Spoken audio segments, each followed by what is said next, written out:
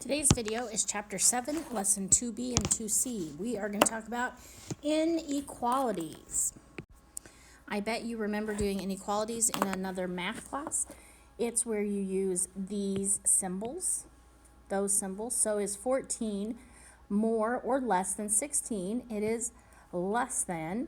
Have you ever heard of this being an alligator mouth?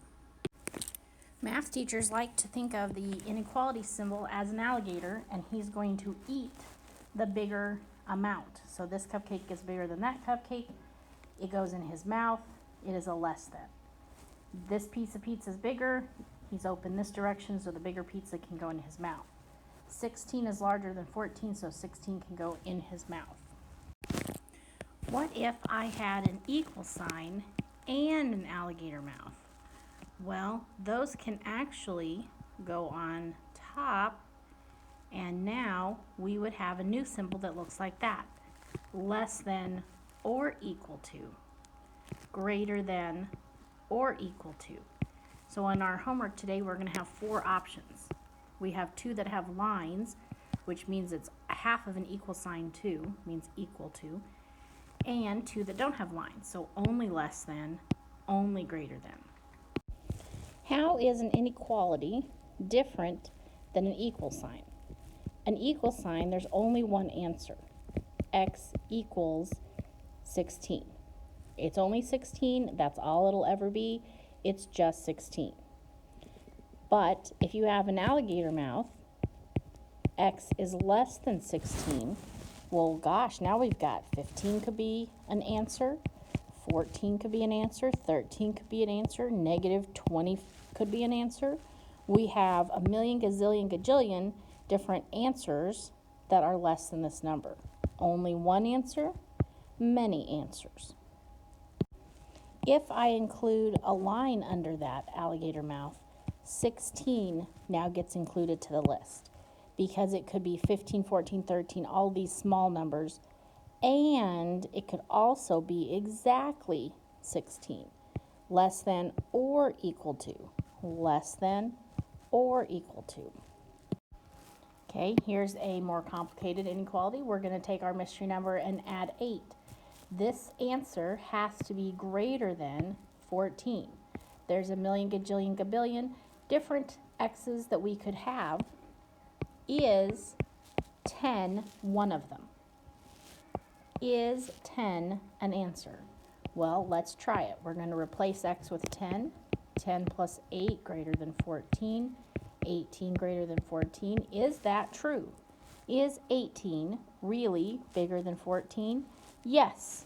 Yes, it's true. So yes, x could be 10. It's not the only thing it could be. It's just one option.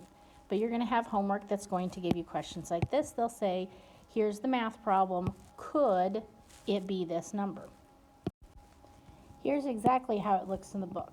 We've got our math problem, semicolon, and then 3 options. Could M be 2, yes or no? Could M be 8, yes or no? Could M be 9, yes or no? Well, let's replace it and test it out and see. 10 minus 2 greater than 2. 10 minus 8 greater than 2. 10 minus 9 greater than 2. Well, this is an 8. This is a 2. And this is a 1. Is 8, is 8 bigger than 2? Answer is yes. So 2 worked. Is 2 greater than itself? Nope. Now, if I had a line under it, it would be yes, because 2 equals 2. But no line, it's a no. Is 1 greater than 2? Also a no. And that's what you would type in for your homework. You would type in yes, no, no. Maybe you want to say m equals 2 is a yes, m equals 8 is a no, or just yeses and nos. Really, I'm fine with that too. So this is a yes, no, no question. It could be 2, but it can't be 8 or 9. Here's your first question of the video. Could x be 24 in this math problem? If you replaced x with 24, does it make a true statement? It's a yes, it's a yes, it's a yes. So 24 minus 6 is 18, and 20 is greater than or equal to 18, so it's a yes. All right, the next thing your book's going to ask you to do is to graph some things on a number line. So let's draw us a number line. A number line is a straight line with arrows. A number line has hash marks. If my question says x is less than 8, give me an 8 and some neighbors to the 8. If you want to give me a lot of neighbors, give me a lot of neighbors. If you want to include a 0, include a 0. But really what would make me happy is to see the answer, 8, or the number 8, and who's on each side of 8. Okay, the picture is going to look like this, or the graph. This is called graphing. That pink thing is the graph. We have now graphed x is less than 8 on a number line because we're saying that it doesn't include 8, but it's every decimal or fraction or whole number smaller, and the arrow means to infinity and beyond. It's going to be all those numbers. A million, bajillion, gajillion answers, goes forever and ever and ever in that direction. If you see a less than symbol, you're going to draw a circle that looks like this. If you see a greater than, you are also going to draw a circle that looks like that. If you see less than or equal to, you're going to draw a circle and you're going to color the circle in. Greater than or equal to, draw a circle, color it in. Math people have fancy words for this. This one is called an open dot. The second one is called a closed dot. An open dot has space in the middle. A closed dot is all colored in. Line means you color it in because it's also equal to. No line, don't color it in. Open dot, closed dot. So if I go back to my question right here, x is less than 8, I did an open dot. Less than 8 has to be 7, 6, 5 in that direction. All right, let's graph this one. I need some hash marks. I need a 14. I need some neighbors to my 14. I need to figure out which kind of dot will it be, open or closed. This symbol right here, closed dot, it also includes 14.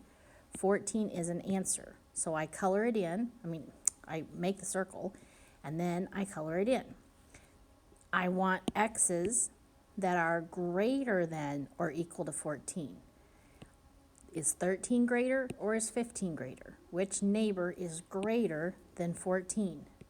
15. So we color this direction, include the arrow because that is our Buzz Lightyear to infinity and beyond. If we don't color the arrow, then it's just saying it stops. So we want to do a closed dot and color to the right.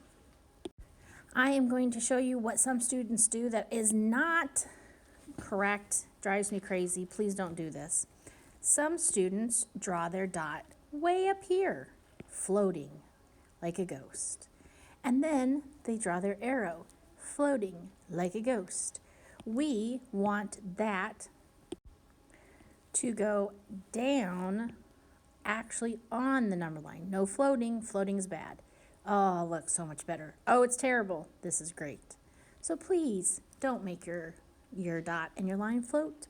And if you want to, on your homework, you can do a colored pencil, a crayon, a highlighter, a marker. Or let's say you don't have any of those, you just have a pencil. You're going to draw in the same color. So pretend my yellow is my pencil. And then you're just going to go squiggle, squiggle, squiggle. Make it really, really dark. Just use your pencil to make it to where I know that you've colored to the right. So you can use pencil or something cute and colorful. Here is your last question. X is greater than 5. This is multiple choice. Are you going to choose A, B, C, or D? Type in your correct answer. And that is the correct answer.